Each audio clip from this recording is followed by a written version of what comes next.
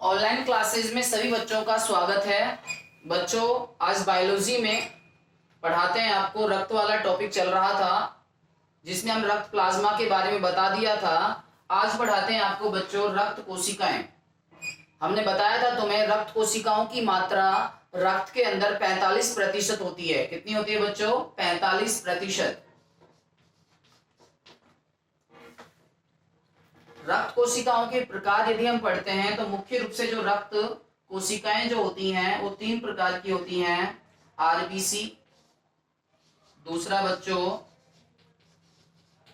WBC, तीसरा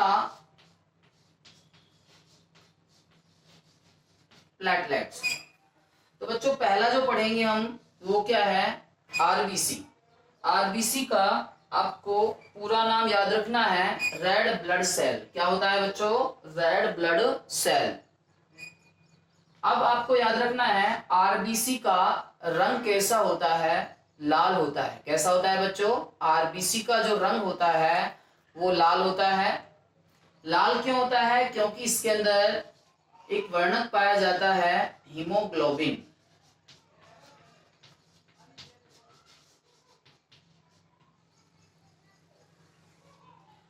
इस वर्णक के कारण आरबीसी का रंग भी लाल होता है और हमारे ब्लड का, हमारे खून का, हमारे रुधिर का रंग भी क्या होता है बच्चों? लाल होता है।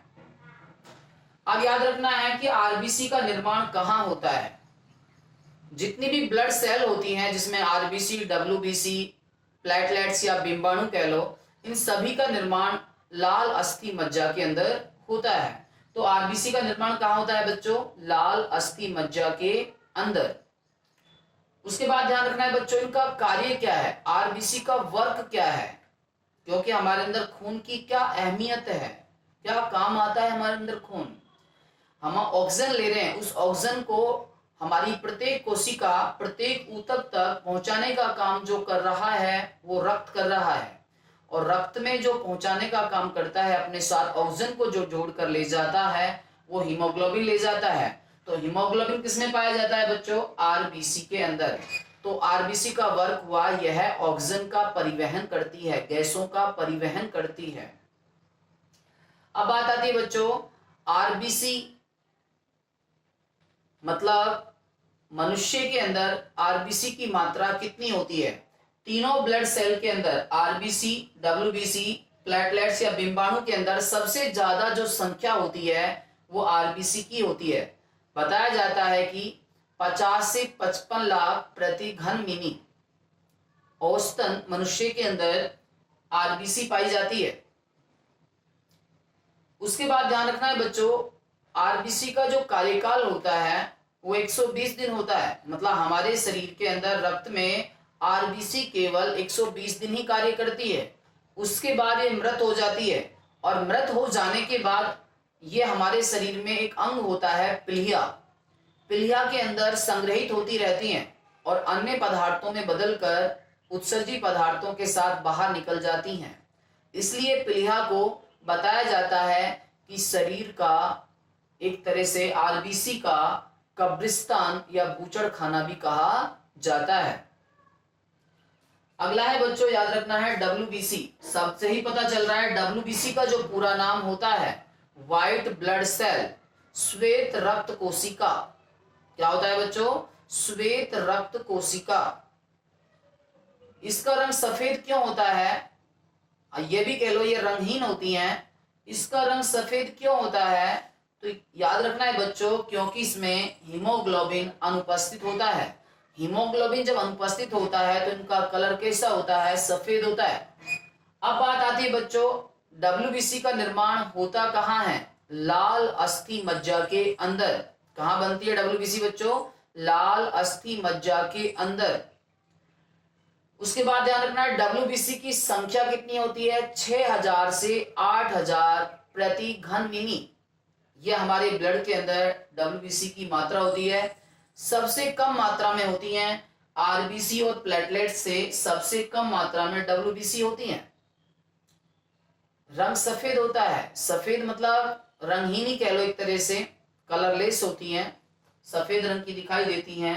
क्योंकि इनका नाम ही क्या है, व्हाइट ब्लड सेल। उसके बाद ध्यान रखना है बच्चों, डब्ल्यूबीसी का कार्य क्या है, वो आपको याद रखना है। इसका कार्य है रोगाणुओं से रक्षा करना, रोगाणुओं का भक्षण करना। हम दिन भर रोगाणुओं के संपर्क में रहते हैं, भोजन खाते हैं, पानी पीते हैं, दूध पीते हैं, तो बहुत सारे रोगाणु हमारे शरीर के अंदर चले जाते हैं। रक्त में पहुंचने के बाद डब्ल्यूबीसी क्या कर देती है, उनका भक्षण कर देती है, उनको नष्ट कर देती है, उनको खा जाती है, जिससे हमारी रोगों से सुरक्षा होती रहती है। तो बात आती है बच्चों डब्ल्यूबीसी के प्रकार। डब्ल्यूबीसी जो होती है वो मुख्य रूप से दो प्रकार की होती है। एक तो है कणिका में, एक होती है अकणिका में।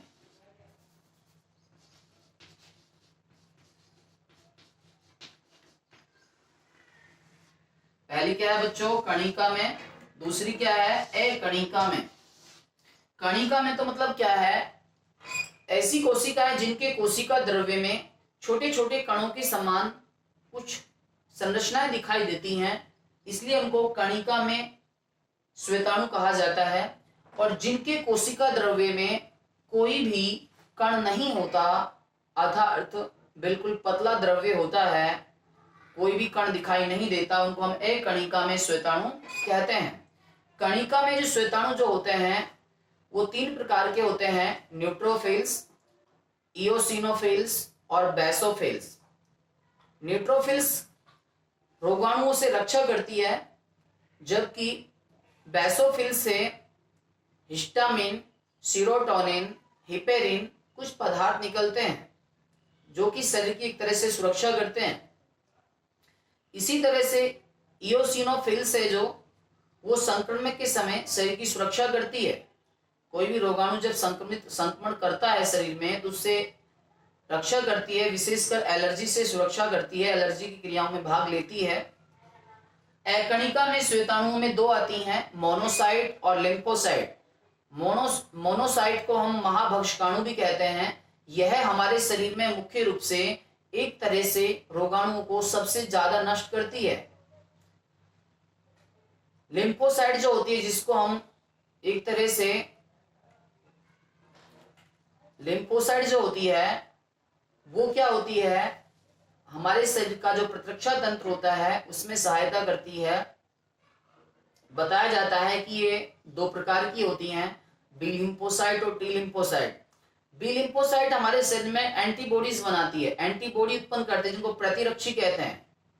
और ये प्रतिरक्षी किसी भी रोगाणुओं को पहचान कर उनको नष्ट करने की क्षमता रखते हैं, जबकि जो टी लिम्फोसाइट होती है वो बी लिम्फोसाइट की क्रियाओं में सहायता करती है। उसके बाद आपको बच्चों याद रखना है प्लेटलेट्स। सबसे ही पता चल रहा है, प्लेटलेट्स मतलब थोड़े से टुकड़े टाइप में होते हैं, प्लेट के समान दिखाई देते हैं। इनका निर्माण भी लाल अस्थि मज्जा के अंदर ही होता है और बताया जाता है कि इनकी संख्या 1.5 लाख से 3.5 लाख प्रति घन मिमी होती है। इनका मुख्य कार्य क्या है, ये रक्त स्कंदन में सहायता करते हैं, रक्त का थक्का बनाने में सहायता करते हैं। ठीक है बच्चों, आज इतना ही काफी है। रक्त कोशिकाएं कंप्लीट हो चुकी हैं। कल पढ़ेंगे हम रक्त वाहिनियां।